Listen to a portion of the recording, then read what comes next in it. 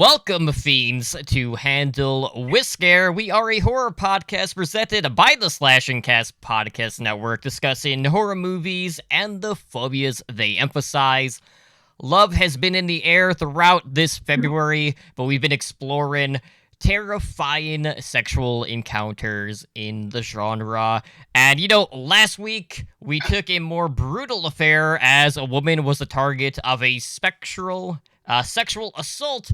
But this week, we're going the opposite end of the spectrum, where, we have a little bit more of a consensual experience in the back of a car in It Follows. So this is a movie about a young woman who is being followed by an unknown supernatural force after a sexual encounter.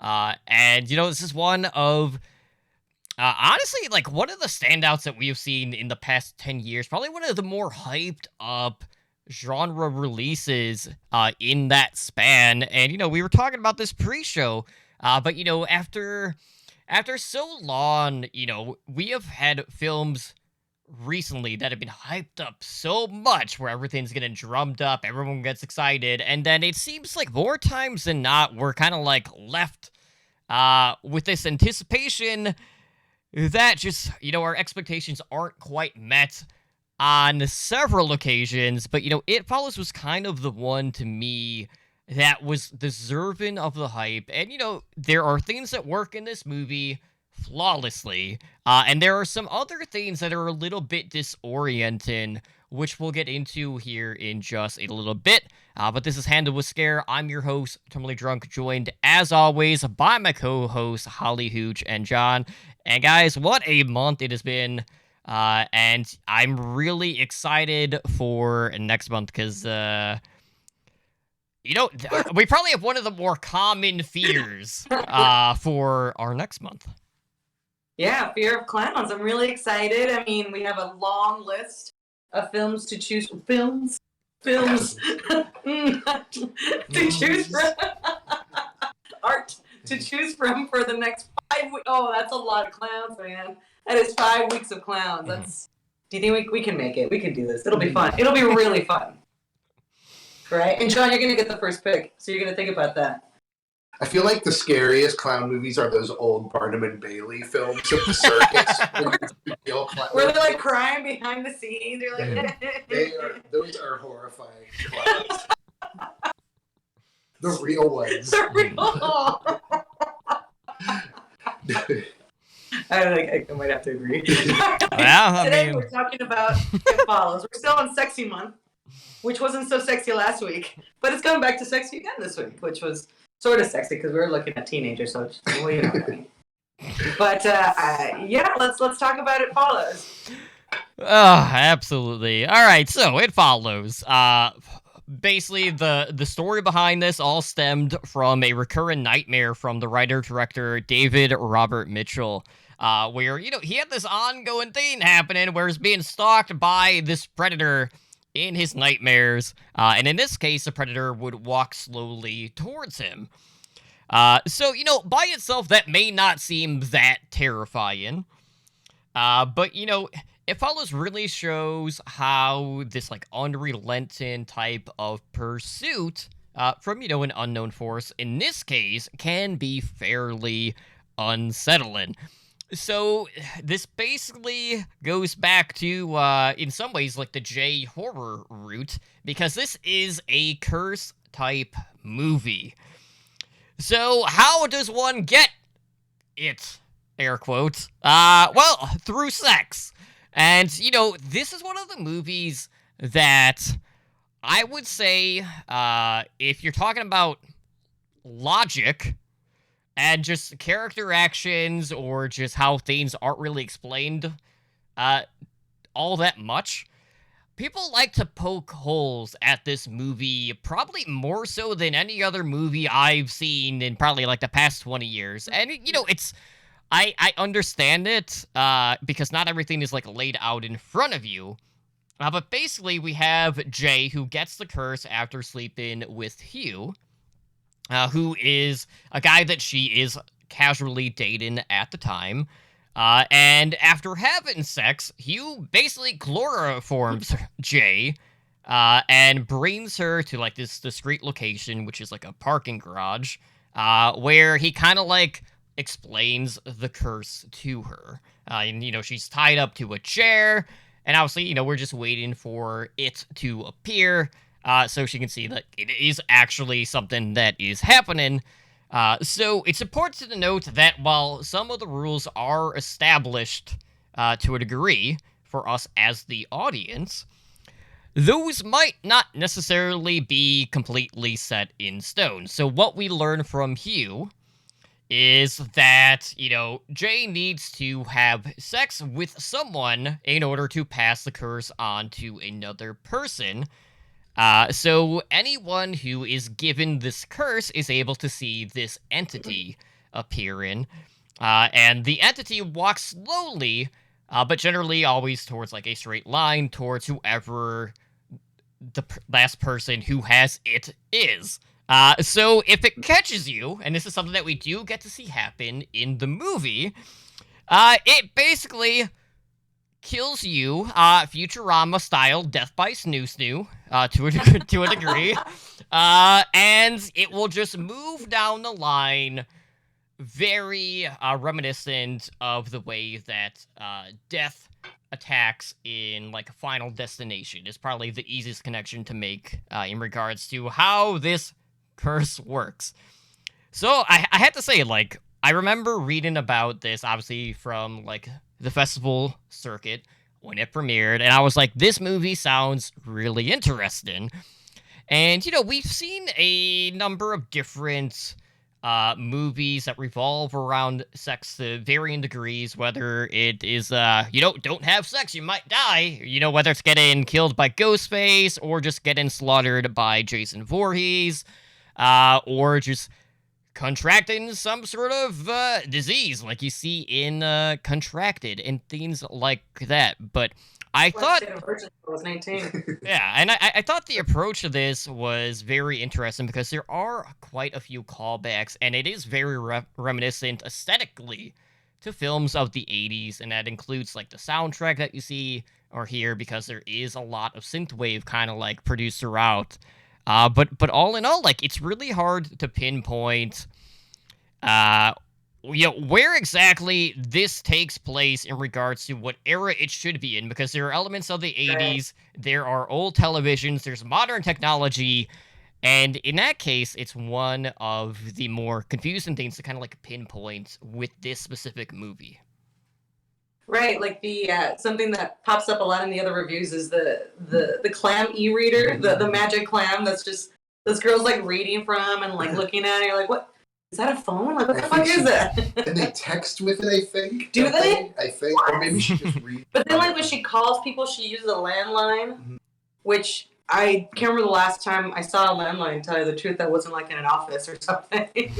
Oh, and then another interesting thing about having this sort of not awkward, but you can't put your finger on what time it is, what year it is. You also can't put your finger on what time of year it is. And there was another review that pointed this out. There was another reviewer that pointed this out where in certain scenes they're wearing heavy jackets while they're going to the theater, but then she's in the pool, and then they're at the lake beach, I guess is what it is, and they're swimming around, and then there's pumpkins on the ground. You're like, what time of year is this? So I thought that was a really neat, which sort of contributes to this sort of vagueness to the movie, where there's and not to mention that there's very few adults fucking around. So that's once you start paying attention to those details, then the movie just gets creepier and eerier, and I thought that was really great. It almost has the feel of like a teenage version of Stranger Things. But with sex. But it's like that kind of Goonies. Yeah, absolutely. The group of teen kids are going to solve the mystery, Scooby-Doo kind of, but much more disturbing and dark. Yes.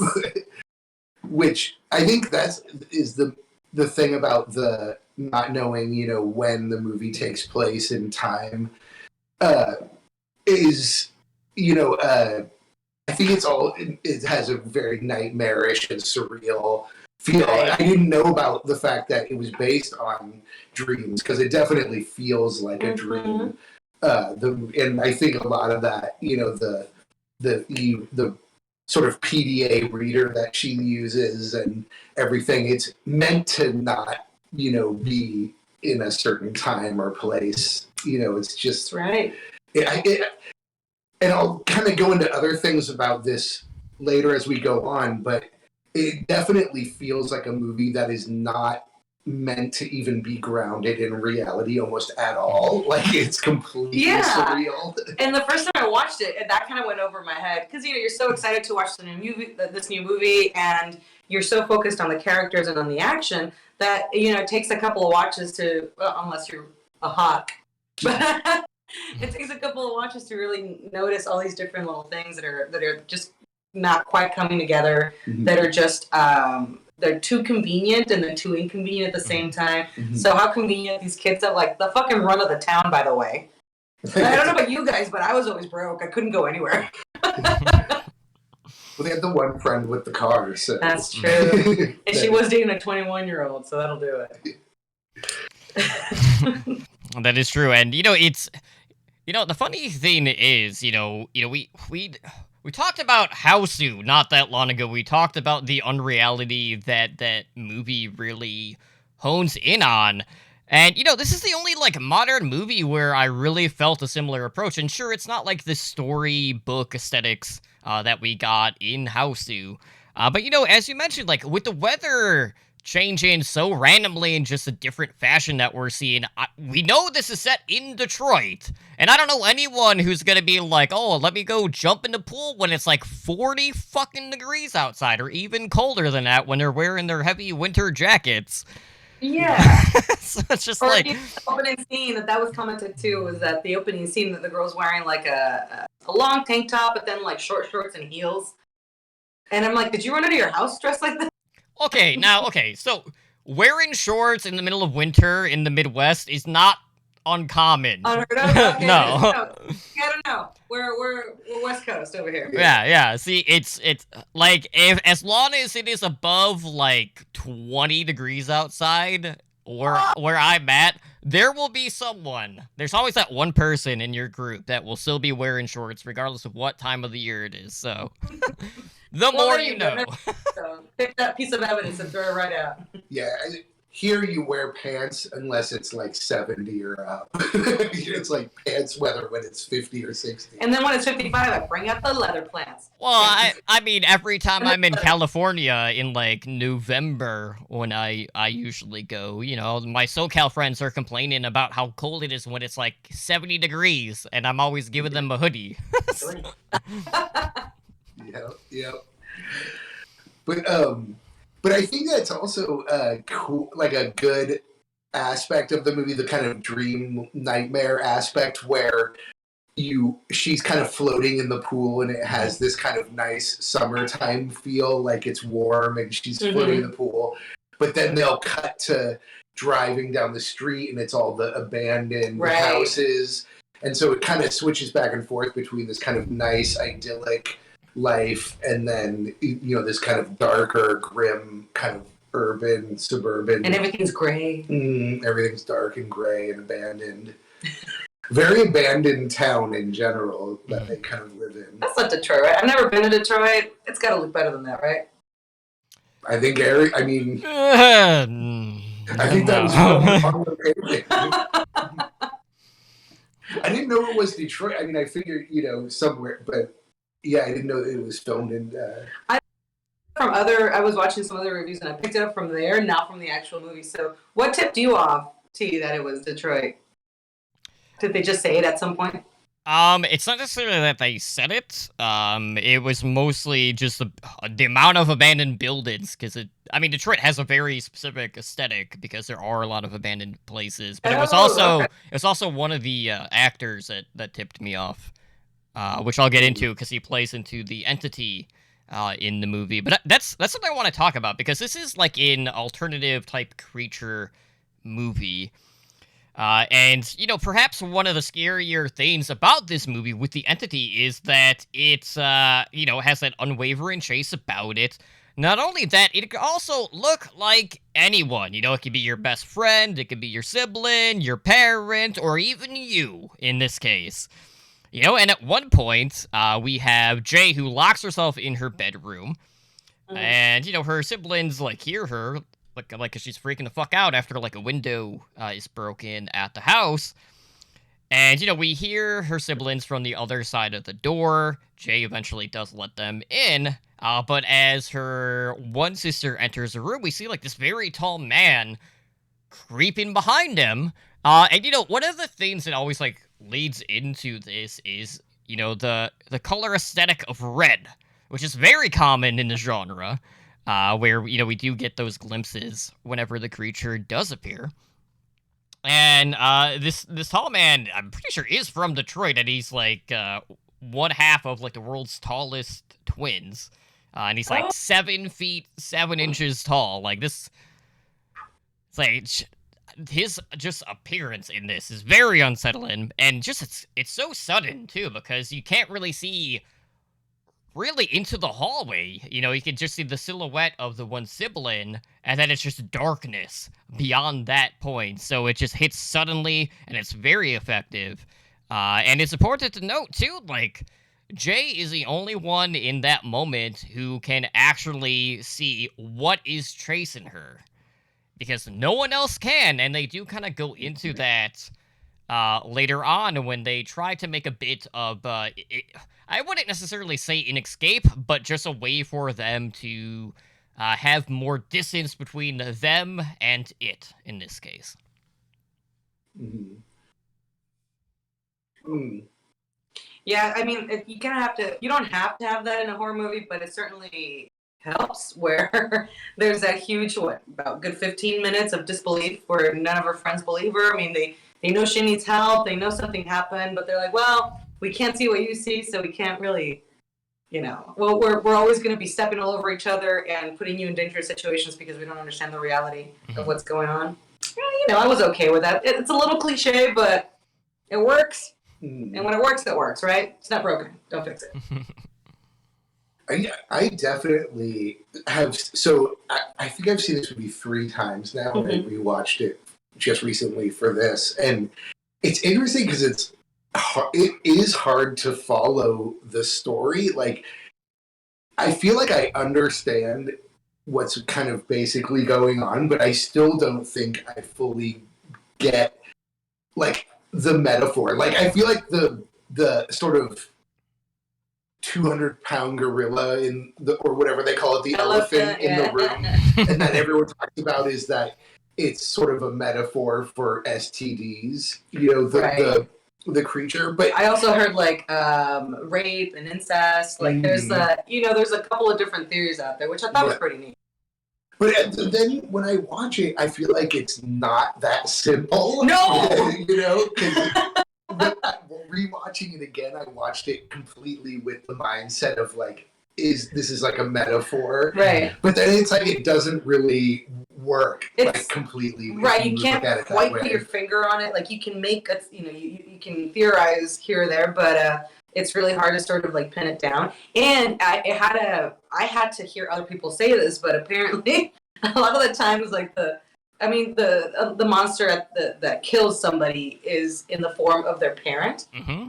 And I mean, it's obvious when the guy that sleeps with her to help her out dies by Snoozu with his arm. Really had to twist his arm. Really had to twist his arm, Yeah. So that one was obvious, but then somebody online had to point out to me that the guy who's throwing appliances at her in the pool, that's her dad. Yes. And, it is? Yeah. So I didn't pick up on that. I never picked up on that. Yeah, somebody had to tell me. And then apparently the old woman in the high school is somebody else's mom as well. Interesting. Well, that's the thing, right? You said earlier you don't really see the parents very much. Right. So it's you see them in photographs, and people actually went back into the homework and were like, wait, that's him. I gotta say, though, speaking of the parents and older people, in the first scene when the one girl is running out in the street, and then there's that woman who sees her and is like, are you okay? Do you need help? she says no once, and that woman immediately goes back to her business and completely ignores what's going on. And it's like, wait, that feels like a dream, like a nightmare or something, because in real life, that woman would still be like, okay, there's something obviously crazy going on, but the way that she just immediately was like, okay, like, I'm now back to doing my own thing, like a video game. Oh, right, yeah. Well, that's pretty cool. Yeah, that is true, because, like, the whole time, the girl is, like, slowly backpedaling further and further away from her house as, her neighbor questions if she's okay. And then, like, she gets back to the house and, like, she hops in the car. Like, her dad doesn't even try to fucking stop her, like, at all, during this either. This movie reminded me a lot of Nightmare on Elm Street. Yeah. Way. The monster is a bit like the Freddy kind of thing, and then the kids and the parents are all kind of neglectful and not around. And it did have that. That popped into my head in that way. Where it's kind of a commentary on the fact that, like, a lot of teenagers are pretty much left to their own devices, in America for the most part, and kind of live their own lives as separate from the adults. How about you guys? Were you guys just completely unsupervised as 16, 17-year-olds? Yeah. Yeah? And had a car and everything? Yeah, I mean, for the most part. You guys were cool. I mean, yeah, it was kind of like free. There was, freedom to kind of do whatever that they were.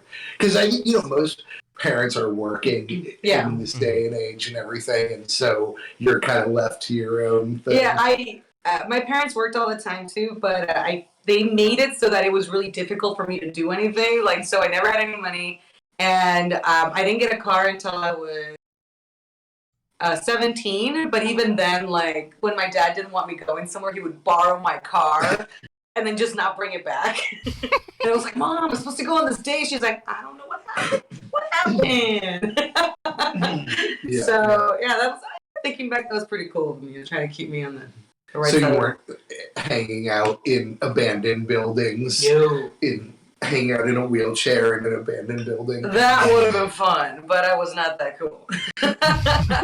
I was not cool enough to get somebody called it a sexually transmitted demon, and I felt like killing somebody. That's so annoying, but it is true.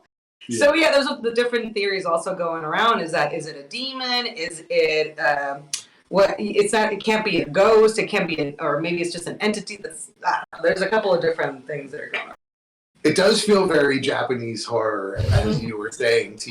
It feels like The Ring, It's where just being exposed to it means you're cursed, kind of thing, Which, of course, people, as they say, like the STD aspect of that kind of thing. But yeah, again, I feel like that's not it, because it's like there's so much else going on. There's hints of as you said, the world's not right already, right? But there's hints of there's multiple references to incest. Right. Like the guy made fun of the guy for making out with his sister.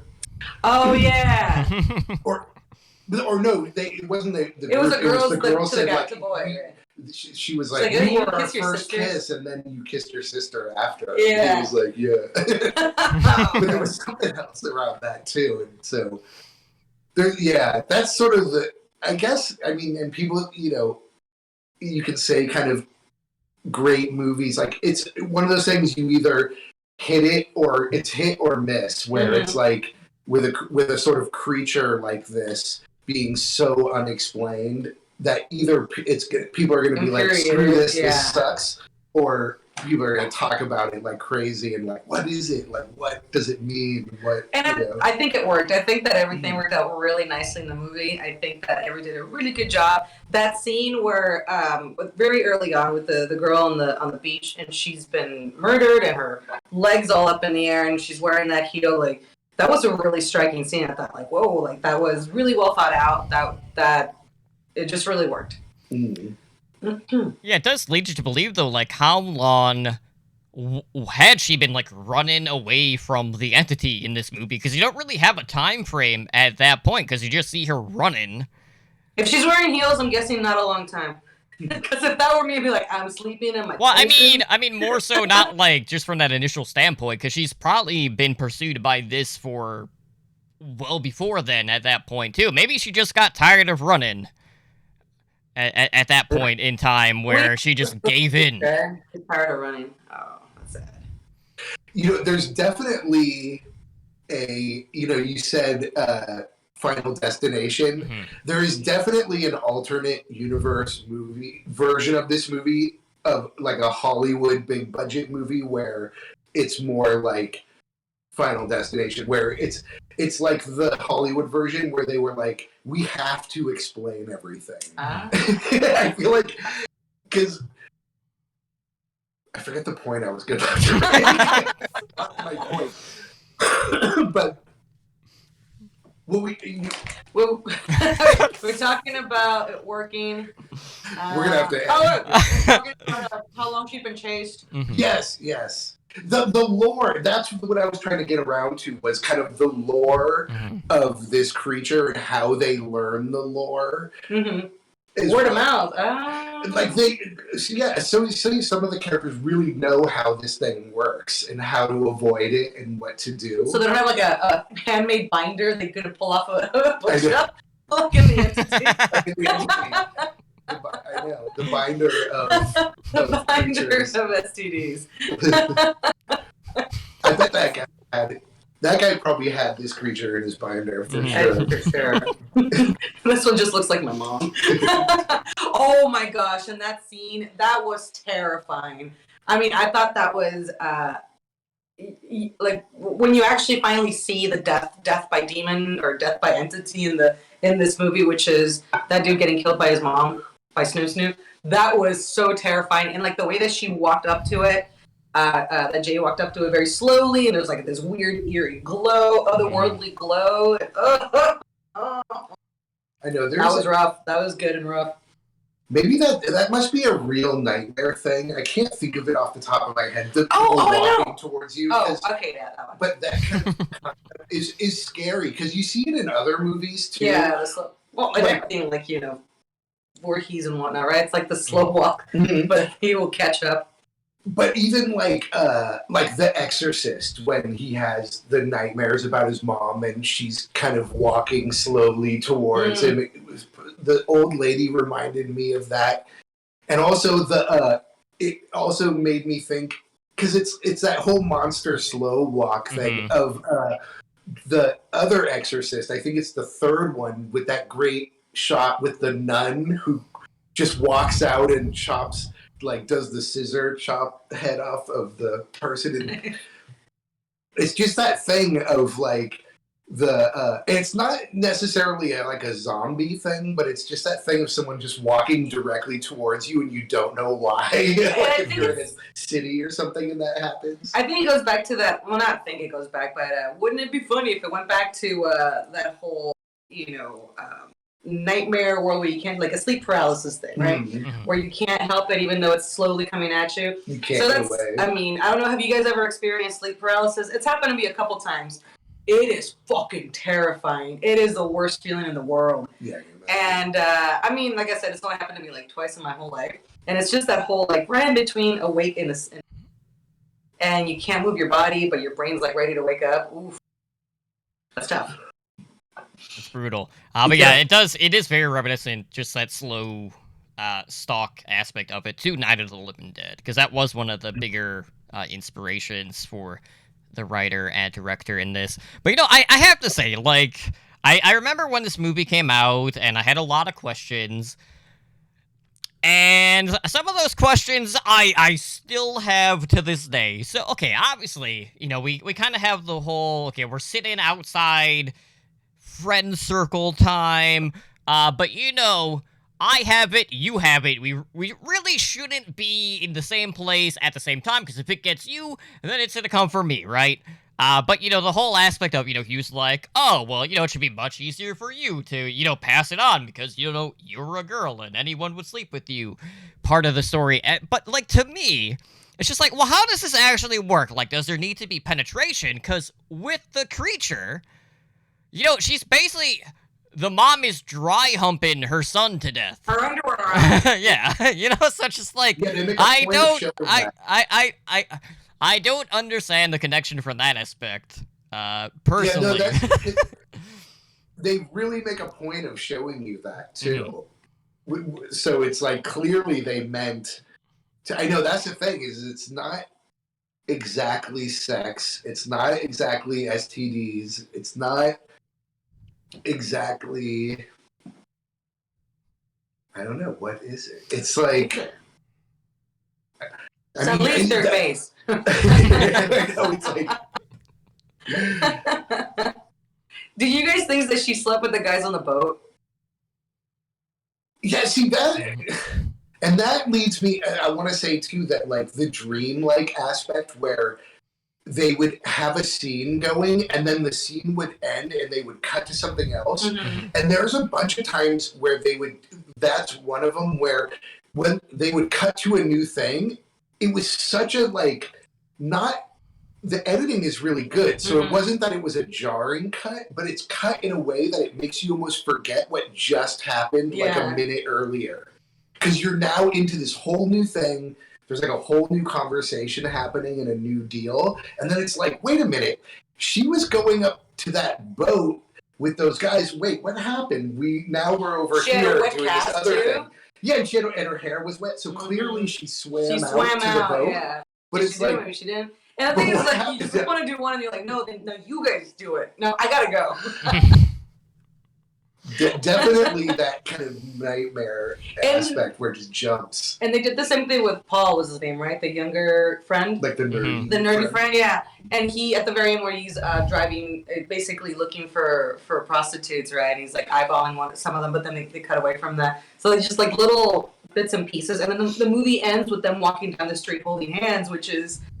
I love the ending because it's so eerie and unnatural. Like, there's no real, like, tender love there. It's this weird desperation that is keeping them together, and it kind of looks like this cute picture because they're holding hands, but meanwhile, they're looking for other people to sleep with to sort of, like, stave this, But you know, Paul that entire time is just like, what the fuck? She didn't choose me first?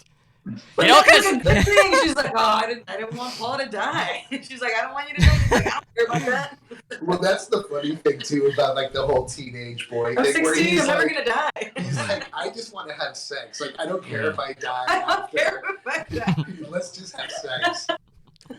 Oh. Sorry. That's just natural kingdom. Just like, we're gonna spawn and then we're gonna die. Totally. That's all too real. Like where she was like, look, like you can die if this happens, and he's like, it's okay, that's cool. I'll take the chance. Yeah, it's like, I can die tomorrow and I'll be happy, at that Totally. point. I can get hit by a bus. You don't know. What's that? And isn't there like a meme like? There's that meme like "Don't care, had sex" or something. Right.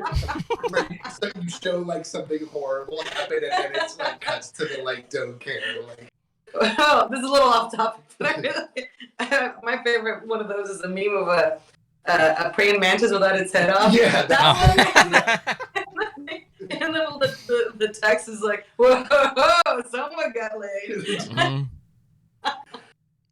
So I don't know if I'm off base because even after multiple viewings, I'm still not sure about this. But for some reason, I thought at the end when they were holding hands, it kind of clicked with me, and I could totally be wrong about this, that throughout the movie, it's like everyone is sort of like, I have to have like sex with you because to stave off the creature, the monster, and then you have to have sex with this person and then this person, and it's all kind of like I go after them, they go after them, I go after you, you after you, and then finally at the end those two stay together and they hold hands, and it sort of felt like, well, now they're safe, right? Because by staying together, like then it won't come after them if they're just having sex with each other. Oh. Only. I don't know why that thought popped in my head, but it felt like they were sort of saying, like, now they're okay, but I don't know. I didn't take it that way. Yeah. I'm afraid you're on your own with this one, John. Yeah. I think that it was at the very least. Well, he got to be with a girl that he wanted the whole time. Which, incidentally, like the girl that you want at 16, I can assure you is more than likely not going to be the girl you want even 5 years later because you're a little kid. But then on her end, there's somebody on her side that knows what's going on, that sees the monsters, and so she has backup, and so she has an added level of a sense of safety. She's not really safe, but there's somebody that doesn't think she's crazy. There's somebody that can watch, that can even be a lookout while she's sleeping, right? Which is honestly the most important part of it. So like I didn't get the sense. I mean, like that scene about him looking at prostitutes, like that was really late in the movie. Like that was at the very end. That's at the end, yeah. So this is something that I think they're trying to do is like, periodically going off and sleeping with somebody else. They're basically teaming up against to survive the creature. And there was one theory that I thought was kind of really compelling, which was that their whole plans were so childish because they are children. Like the pool scene right before the pool scene. Do you trust me? And the answer to that now is no, absolutely not. Paul, you're 16. Like nobody fucking trusts you with anything. And their plan was to electrocute the monster. And none of that shit worked. They lined all sorts of appliances around. And instead the monster used them to like fucking just lob them at her. I'm like, oh my god. Like, what were you guys thinking? That actually reminded me a lot of the last movie, The Entity, where I was in both movies. I was like, how did you come up with this plan? Like, this is a rad plan. Where did you get this knowledge, supposedly, that this is how you're going to defeat this thing? Like, because and they show she shoots the guy and shoots him through the head, and he kind of dies, and it's like, I don't believe for a second that this thing can be injured by a conventional weapon. It looks like it gets slowed down, but even when she shot the girl outside of the beach hut, she came right back up. So I don't know if he was like, the monster was like, all right, well, you get like 20 hours. I'll be back in a little while. I was told, as like we're all huge horror fans here, I was thinking, you can't defeat a supernatural creature with a conventional weapon. It has to be blessed by a priest. It has to have silver bullets. There's got to be something to augment the weapon. You can't just use a regular. But this theory that I was telling you about... Oh, I'm sorry, you go ahead. I was going to say, I wasn't thinking that. I was thinking if ever the entity is like one of the siblings, you just throw a lamp at it, and then that should work. Earlier using our logic. We watched the movie Was It Happy Birthday? It is amazing. It's a bloody birthday. 3 little psychotic kids. What? Bloody birthday. Bloody birthday, sorry. 3 little psychotic kids, and they're going around killing everybody in their town. And they're 3 little cute kids, and at one point somebody like just picks up a lamp and throws it at one of them. It does a job. It works very effectively. So we're like, that's all it fucking took was a lamp. Yes. Anyway, so back to the pool scene. Somebody was saying that this plan was such a childish plan that because it was devised by kids, and I mean, I'm infantilizing them a little bit too much. I mean, they're not kids, but they're not adults either. They're that Britney Spears song. So, but I like the idea that they're just making do. It's a Band-Aid solution until they can mature and find a better way to deal with this, and through experience and wisdom or something. So I thought that was pretty cool. Yeah, that entire scene reminds me so much of Renu 2, because also in that movie, they try to trap Sadako in a fucking swimming pool.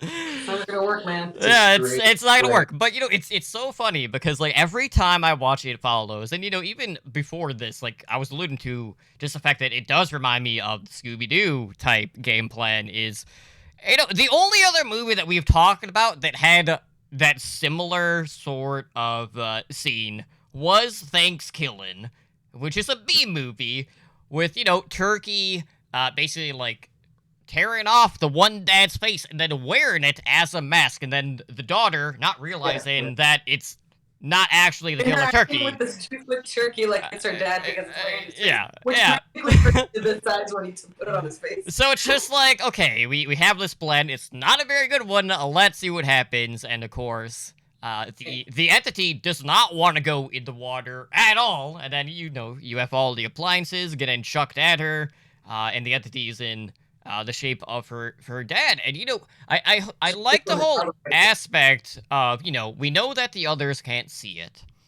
Mm-hmm. So you have Jay, who's in the middle of the water, like pointing at what direction that the entity is at, and like they're wanting to know more about it, and like Jay is withholding that sort of information because she knows who the entity actually is in this case, and I don't want to freak out her siblings at that point. So I thought like that aspect was pretty cool, but it's just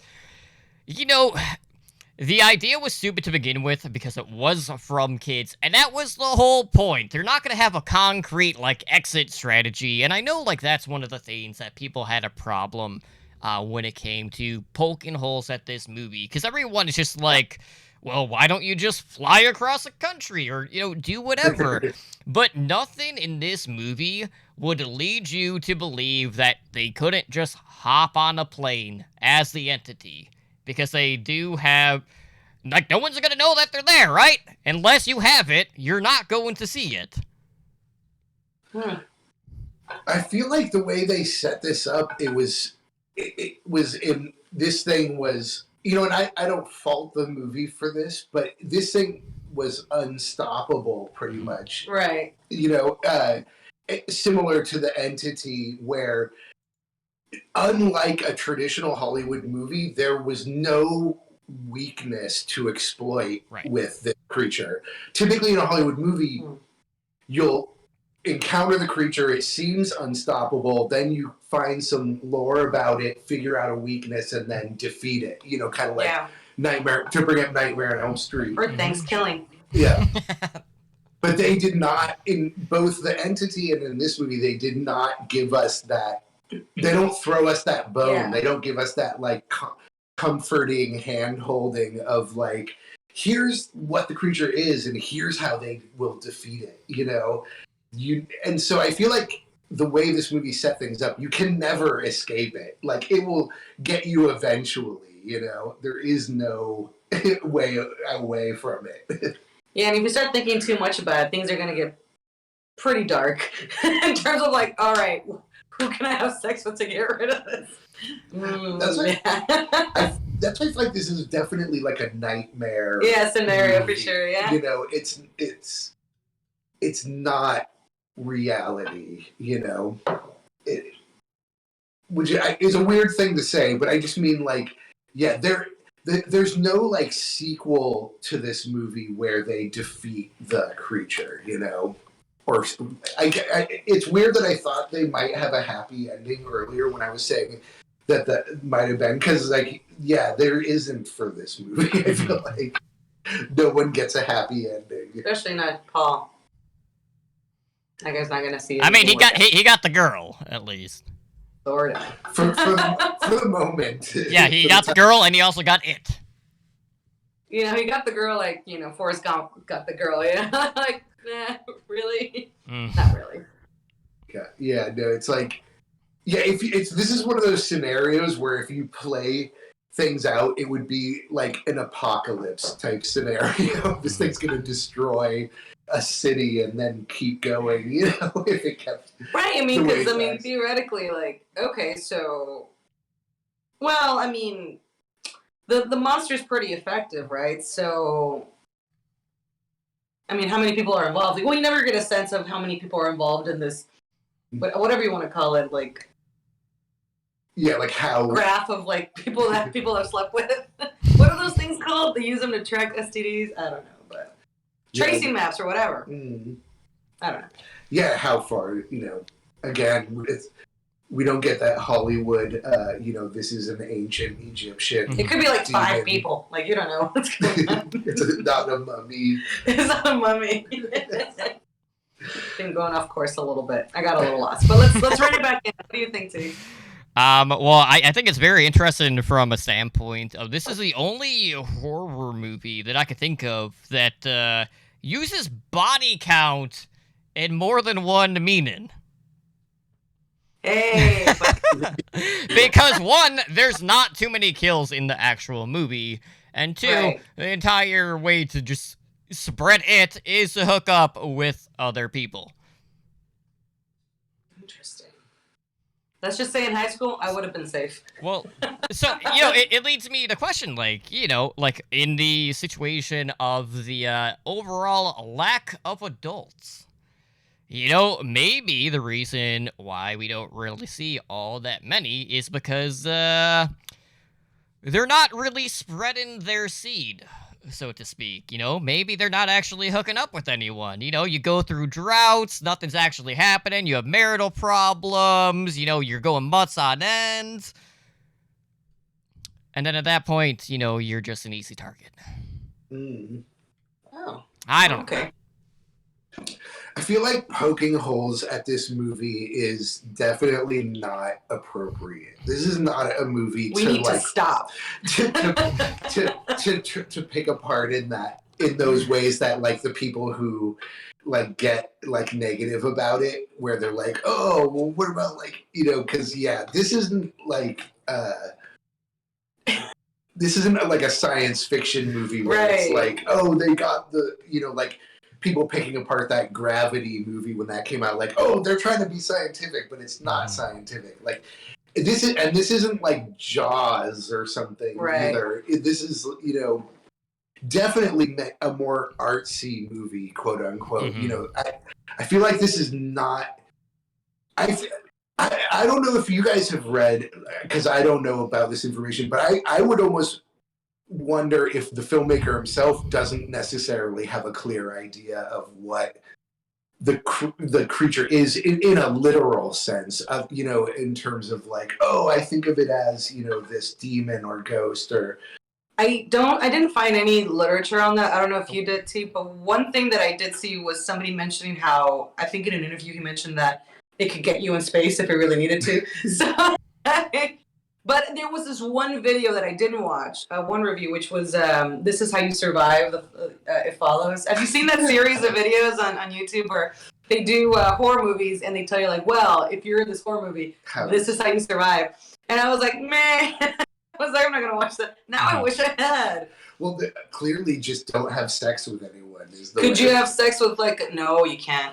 I was going to say, like, a terminally ill, but, like, no, that's not going to work. What happens if you die before it gets you? Does it just get a free pass and just goes on to the next person? Yeah. It must, right? Yeah, I would have to. Yeah, that's going to help you. It just counts that as a win. It's like, it's like, oh, I get to stay home today. So, that's great. This is like the sex version of Final Destination. That should be the quote on the box for the Blu-ray. You watch the tape. Did you have sex? 7 days. Yeah, it's like. Yeah, and that very much. I would definitely say this feels like The Ring. Feels like it takes place in that kind of a universe for sure. Yeah. The way teens were in that movie. Yeah. See, isn't this actress one of your favorites? What else? What other stuff has she been in? She's getting some really good roles. I remember that, but I cannot think of one right now. Oh, the main actress, Jay, in this one.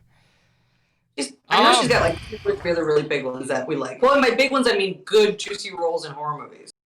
Okay, I'm trying to. Let me pull up your IMDb real quick because I'm drawing a blank on her most recent one. But it's Malika Monroe. She's good. Mm-hmm. And I've seen she was in The Guest. That was like the major one. Right. That was the one we remember. We're not talking about like the terrible alien invasion movies that she's been in, like The Fifth Wave. Oh my Jesus Christ. I don't even want to think about that movie. It was terrible. Which one? The Fifth Wave? Yeah. I haven't seen I've seen The Guest, though. The Guest was But great. The Guest. One of the best recommendations that we've had on this podcast, for sure. But, with this movie, when I think of genre pieces, this is one of the few horror movies that I remember that it has that message of, go sleep around, right? Like, because the only other movie that's, like, encouraging kids to have sex is Cherry Falls. Because the killer is targeting virgins. And you had like that whole like a conference with the parents. I'd be like, well, what am I supposed to do? Like, say, just go home and tell my daughter or son to like go have unprotected sex with someone? Seriously though, if you want to stop teenagers from having sex, this would be the better movie to show them than any like made for kids like Any Lifetime movies. Yeah, just show kids in high school and junior high school this movie. See, if you're one of the cool kids, someone's gonna kill you. But see, that's the funny thing is it encourages you to have sex, but it's kind of a mind. Can we swear? It's kind of a mind. I've been swearing. It's a mind fuck. Because we can swear, right? having sex is what gets the creature after you, and then you have to keep having sex to keep it away from you. That's right. And you have to have neglectful parents. That's a nice little combination there. I mean, that is a definite commentary about being young and teenage. It is definitely that kind of like, yeah. Here are these. It's like you could have this movie be about young teens who are having risky, like that movie Kids. Remember Kids from the 90s? Like this is almost like a supernatural horror version of that in a way, Yes, it is. There you go. That kind of like, hey, like these kids living in this town where they have no supervision and they're just kind of doing whatever and not really living that good life. And maybe I should take it back about this town and like the neglectful parents, because like we were talking about before, they're all supposed to be between what? 16 and 17 and up plus. And at that point, I mean, yeah, how much involvement do your parents have when you're probably at an age where you don't even talk to them that much other than to get money and food? And they're like, fine, let's make sure you come back alive. It is a dark movie. And another thing that this movie does extremely well is tension. It's an extremely tense movie all the time. Very cool. It's almost exhausting how tense the movie is. But not that exhausting. Sometimes some movies are so like they're so like full of tension that you just can't stand, and you're like, you know what? I'll give a shit. I'm turning it off. This is too frustrating. But this one I thought still carries you from scene to scene. It's still so interesting, and like the tension didn't bring me to frustration as much as some other movies have. Yeah, the only time that I really got frustrated, with multiple viewings is primarily just when Hugh is like explaining things to Jay when she's tied up in the parking lot, because he has a flashlight. You see the naked entity who is stalking Jay at that point. And, he's, like, trying to talk to her, and, like, the entire time he's leaving his flashlight on the naked entity at this point, and it's just creeping slower, like, very slowly towards her. But it's, like, at that point, like, for one, obviously she sees the thing. You guys are in the middle of buttfuck nowhere, so, like, there's no reason for this naked woman to be here in the first place, yet he just keeps prolonging the explanation further and further, even though, like, dude, you need to get the fuck out of there, because if the entity gets her, it's going straight for you right after. The guy was a real dick. Yeah, that was, I feel like, kind of one of those instances where they sort of sacrificed, they needed to tell story and get exposition and tell us what's going on. And so, yeah, when you go back and look at that scene, it's kind of like, that scene kind of doesn't fit, like, the way that the inconsistencies with like how the characters are acting, because nobody does that again for the rest of the movie. Right. It's much more natural. But that scene and the pool scene are probably the most Hollywood aspects of this movie, I think. Although it would have been kind of hilarious to see Paul, the street worker, explaining to her that she needed to go sleep with somebody right away. We didn't get that. This is a great movie. It's like, I know. I feel like movies like this kind of get a free pass for trying to work out the logic when it comes to trying to work out the logic. If you're good enough, you don't need logic. Yeah. Another movie, not similar, but in sort of a super general sense, this movie kind of also reminds me of Neon Demon. Yeah. I've seen that where another movie that is very surreal, very dreamlike, and not really rooted in the real world. Like we're in a dream world in this movie. I feel like in these movies. Can we talk a little bit about Hugh's mom, who's fucking hilarious? Is he here? Yes. Can I? Did you want to come? Did your friends want to come in? Did everybody? Did you guys need a snack?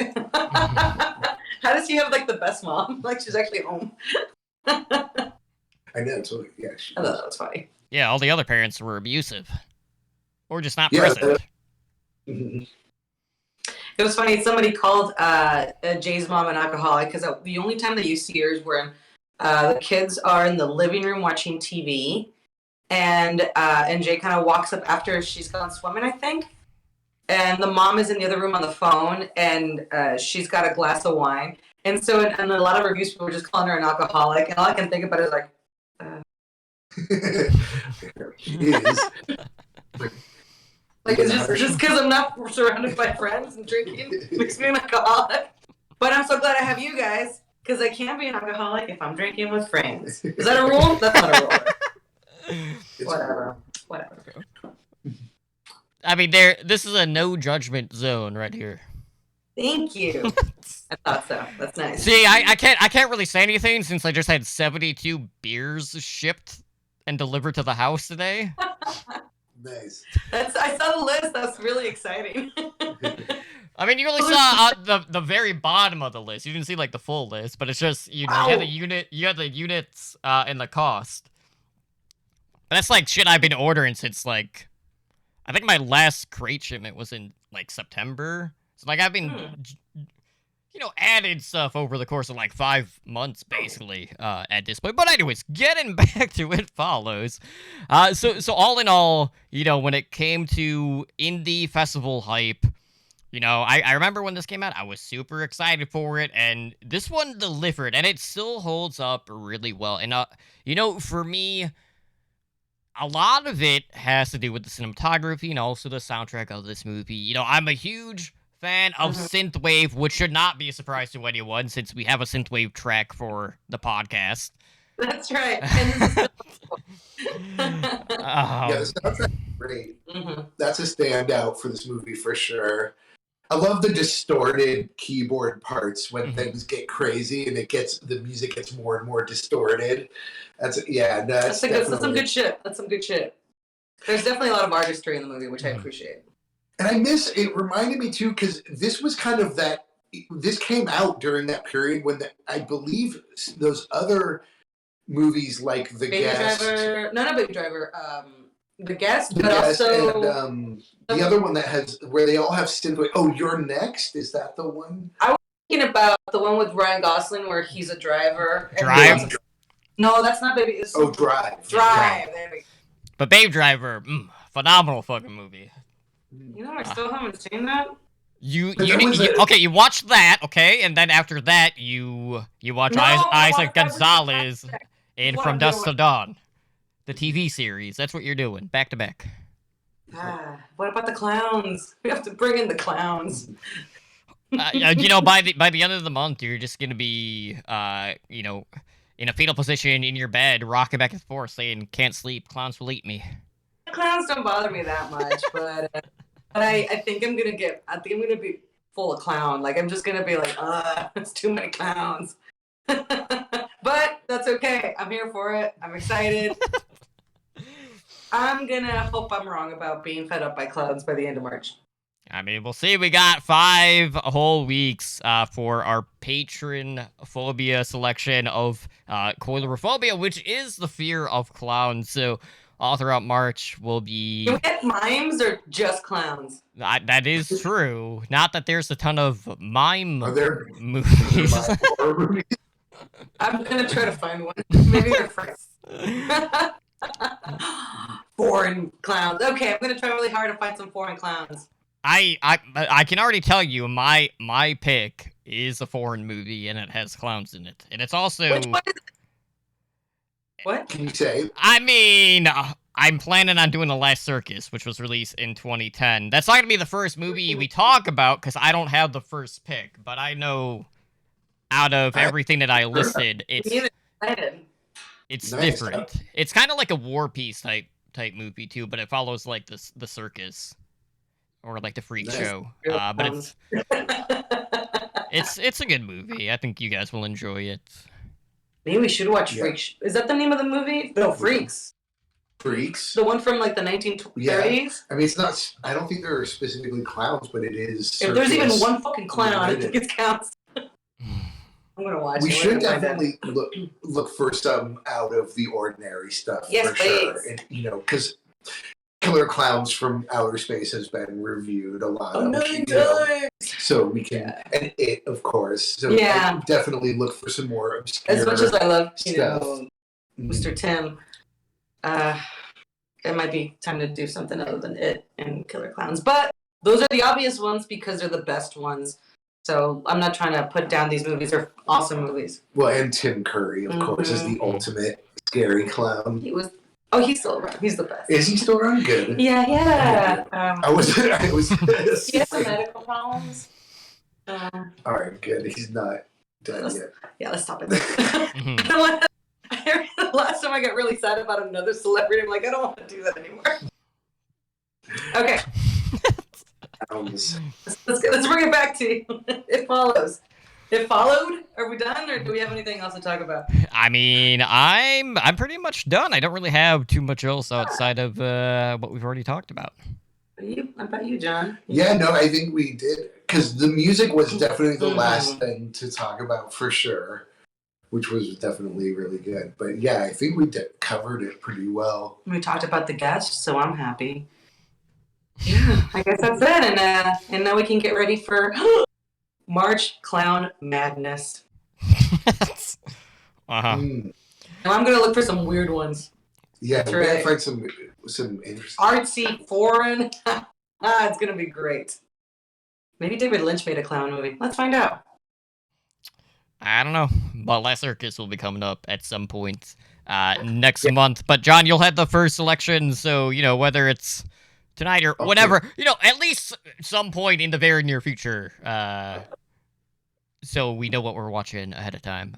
But in the meantime, just a reminder, every Thursday night on Stream Lounge, 8 p.m. Pacific time, we've been doing a watch party. Tomorrow, or podcast release day, which is when you'll be listening to this, more than likely, we'll be watching the new Texas Chainsaw Massacre on Netflix. And I'll be honest, I have held off, right?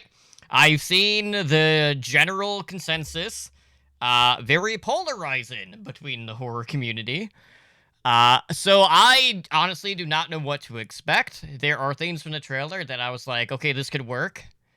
Other things that I'm like, okay, I don't know why they did that, but I will be optimistic and hope for the best. But I will say I will be doing a Cavity Colors giveaway tomorrow on Stream Lounge, so be present for that.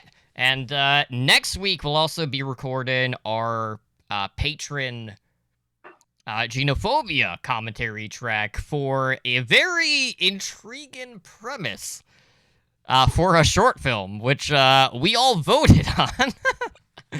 Which one won? It was, hold on, I'm pulling it up. Let's see.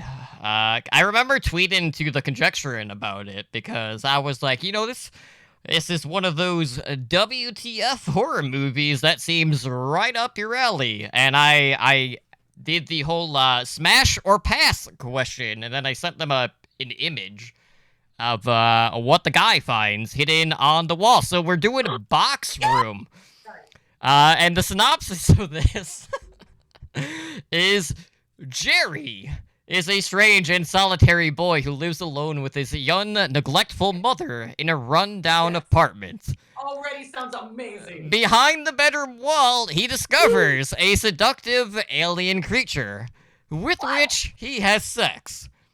After the creature becomes pregnant, Jerry is filled with panic and guilt. And what I will tell you guys is, if you follow us on Twitter, I have a still image of what this alien creature looks like. And if you've seen Videodrome and the whole chest vagina, well, it's kind of similar to that, except it's just on the wall. Because it legit does look like a vagina in this case. But that'll be recorded next week for our Patreon. So that's going to be interesting because, I've tried to find more like the award-winning shorts just because, like, I want to see like what the standouts or supposed standouts are and seeing what they offer. So this will be kind of like the winners. Yeah, we'll see if that is a hit or a miss in this case. So I don't know what to expect. But I have more questions than answers right now, and I don't think that is going to change. Just like with It Follows. So, maybe it's just best that things are left up in the air. Agreed. Sometimes just gotta let it go. Absolutely. So with that being said, let's go ahead and close things out for tonight. So if you guys are looking to contact the show, you can do so a number of different ways. We've had updates to our website. So what I'm working on right now, I tweeted about, I've been working on a podcast directory for horror, which is on our website. So, we have links to all of the Slash and Cast Podcast Network in one category, and then I have a compilation of a ton of other creators out there. So if you guys are looking for more content to consume, you can find it on the website. And obviously that's a huge undertaking, and obviously I'm not going to be able to find literally everything that's out there, but I feel like we got a really good head start on that, so go check that out. We do have merchandise available on TeePublic.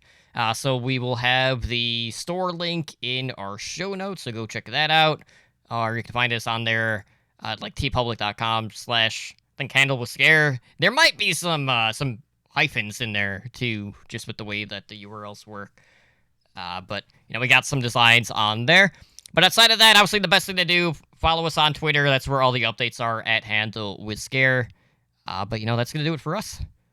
So we've been talking about It Follows and how this movie is just enticing teenagers to have sex.